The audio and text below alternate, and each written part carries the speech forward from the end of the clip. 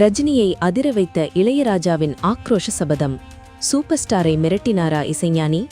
திரையுலகில் super star ரஜினிகாந்தும் இசைஞானி இளையராஜாவும் இணைந்தாலே அது ஒரு மாயாஜாலம்தான்.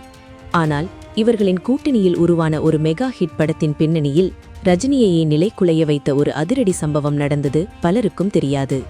1989ஆம் ஆண்டு ராஜாதிராஜா படத்தின் படப்பிடிப்பு விறுவிறுப்பாக நடந்து கொண்டிருந்தது. ஆனால் நாயகன் ரஜினிகாந்துக்கோ உள்ளுக்குள் ஒருவித நடுக்கம். அதற்கு பல காரணங்கள் இருந்தன. படத்தின் இயக்குனர் ஆர் சுந்தரராஜன் ஸ்பாட்டுக்கு வரும்போது கையில் ஒரு சீன் பேப்பர் கூட வைத்திருக்க மாட்டார். தயாரிப்பாளர் பாஸ்கரோ படம் பற்றி பேசாமல் எதையோ பேசிக் கொண்டிருப்பார். படத்தின் மூளையான பஞ்சு அருணாச்சலம் ஊரிலே இல்லை. படம் ஒருபடியாக வருமா, என் கெரியர் என்னவாகும் என்ற கவலையில் ரஜினி உச்சக்கட்ட டென்ஷனில் இருந்தார். தன் கவலையை தீர்க்க இளையராஜாவிடம் சென்றார் ரஜினி. அங்கேதான் அந்த அதிரடி சம்பவம் நிகழ்ந்தது.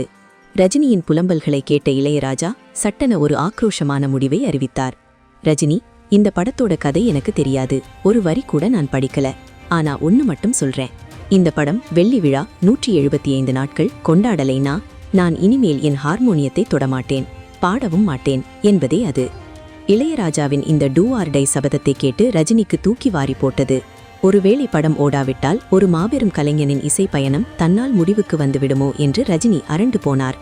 இளையராஜா சொன்னதை செய்யக்கூடியவர் என்பது ரஜினிக்கு தெரியும். இதனால் ஏற்பட்ட பதற்றத்தில் ரஜினி ஒரு அதிரடி முடிவை எடுத்தார்.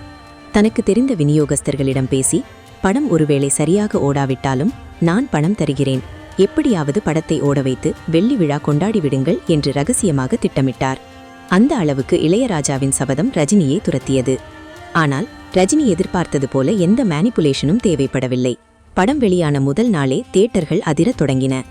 இளையராஜாவின் இசை மற்றும் ரஜினியின் ஸ்டைல் மக்களை கட்டி போட்டது.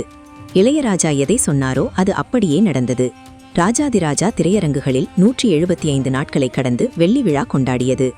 அவர் சும்மா சொல்லவில்லை, ஏதோ ஒரு சக்தி அவரை சொல்ல வைத்தது என்று இன்றும் வியப்புடன் பகிர்கிறார் ரஜினி.